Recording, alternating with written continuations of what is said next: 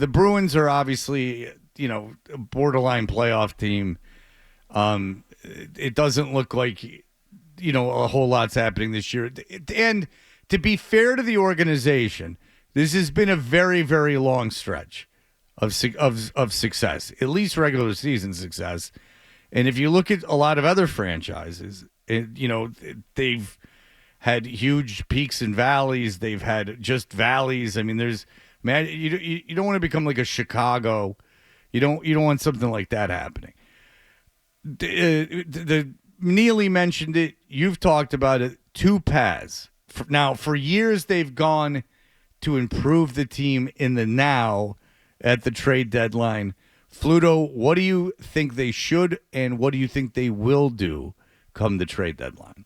Well, it would be foolish in terms of trying to improve this year's team just because, like, what is this, 48 games now? That's a healthy sample size to determine what you are. And what you are is, okay, maybe you sneak in to the playoffs because it's going to be a dogfight either way. Every point, every game will matter. But even if you do get in, realistically, are you going to be playing into June? No, you're just not because there's too many levels of underperformance on the roster that are not going to get you into June based on what you have. What you have are three legitimate foundational players in terms of David Pastrňák, Jeremy Swayman, and when he's healthy, Charlie McAvoy. And a lot of teams would like to have those players at those positions as their foundation. But around that, like you start with what they thought would be a number one center, and he's playing number three center yesterday against a team in a complete rebuild, San Jose and Elias Lindholm. You can start right there, and that's a glaring red light issue. To be looking at this as a cup contender, it's just not reality. So it's very clear. And yes, 8 straight years into the playoffs, and uh, again, those three foundational players. But to be reinforcing this year's team, not going to happen. You have to rebuild for the future. Okay, so at the beginning of the year, Fred talked about how defensively and just the way the team was built, it could be a team that does not have the same regular season success, but could be built for the playoffs in terms of their size. Yep. We've seen the defense struggle enough now, and I'm not picking on Fred by asking you this, Fluto, but is there anything wrong with I guess that blueprint, or what went wrong in terms of the way the team was constructed? Because I believe he was right. They were thinking about building it that way. What did not come to fruition where this team is good enough in the regular season to make the playoffs, but they just can't? They don't have that playoff thing about them, either in the physicality or the defense, that will make them a contender to make a deep run. Well, it's just too risky the way that they play. Like, look at those, especially if you really focus in on that three game segment. Florida, Tampa Bay, and the third game is escaping me, but clearly outshot and just so many chances in the defensive zone that they were allowing, and grade A chances right in the middle, right in front of Jeremy. It's just the guy, he can't stop everything, even though he looks like he's really locked in and being that ace again. Just the puck movement is not good enough. The retrievals, I think you have to look at defensively, you have to look at the foot speed in terms of getting to those pucks in the defensive zone and then being sharp enough to move it out quickly and then get going the other way. And of course, that's an issue for the forwards too, that they have to be better at coming back and being available, helping out your Ds, especially your centers. And again, that's an issue that I think people thought would be a liability in terms of not being strong enough up the middle, but it's really been an issue now that you're not getting what you thought you would get in Lindholm. And then Coyle is playing right wing now too. So the center position has to be addressed.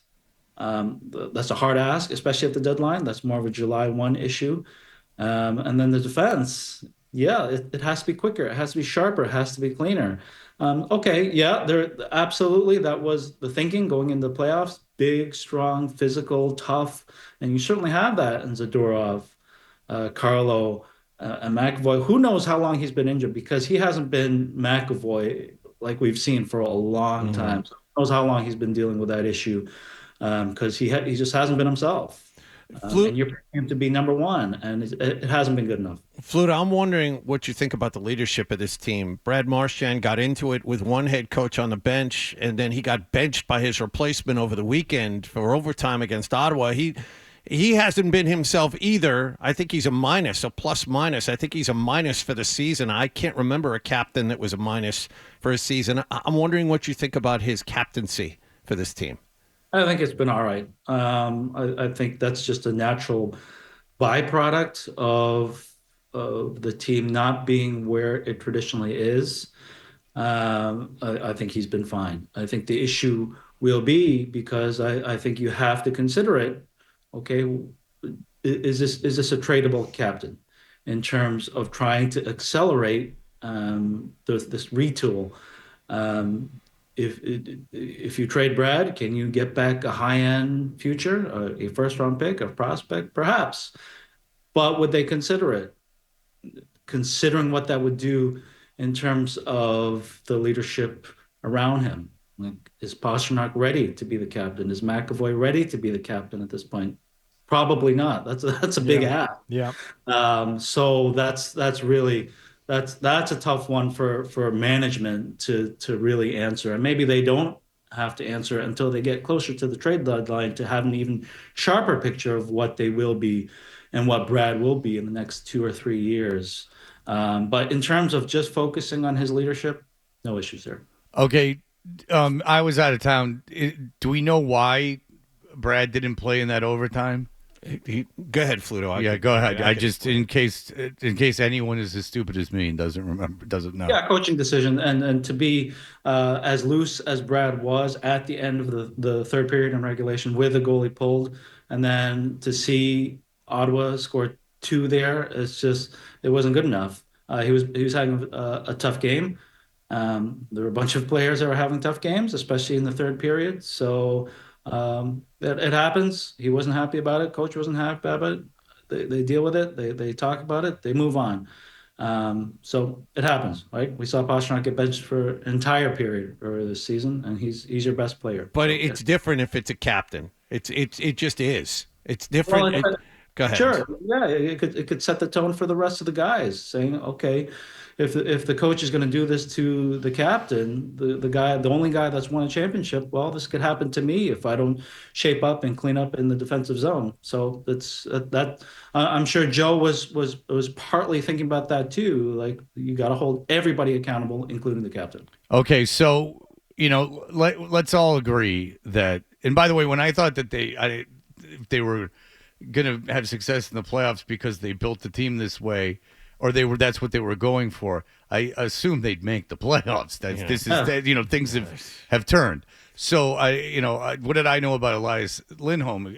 But now I know he's not good. Well, he wasn't good last year, and they gave him a lot of money. So anyway, when we look at this, Fluto, who do you see having value? You talk about the cornerstones of the organization that they're not going to move. You mentioned 3 guys that they won't move. Beyond that, who holds value, do you think, that they could get something actually worthwhile for? Oh, you look at the pending unrestricted guys. That's Marchand and Frederick. The latter, it really looks like that's going to be in play in terms of Trent.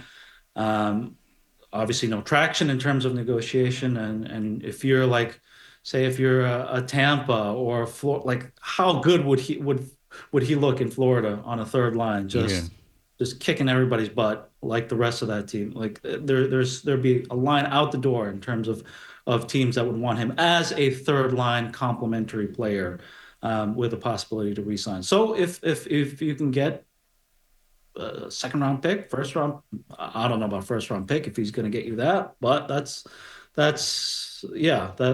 currency. The Marchand issue, they have to look at that. Beyond that, in terms of players with term, you look at Charlie Coyle.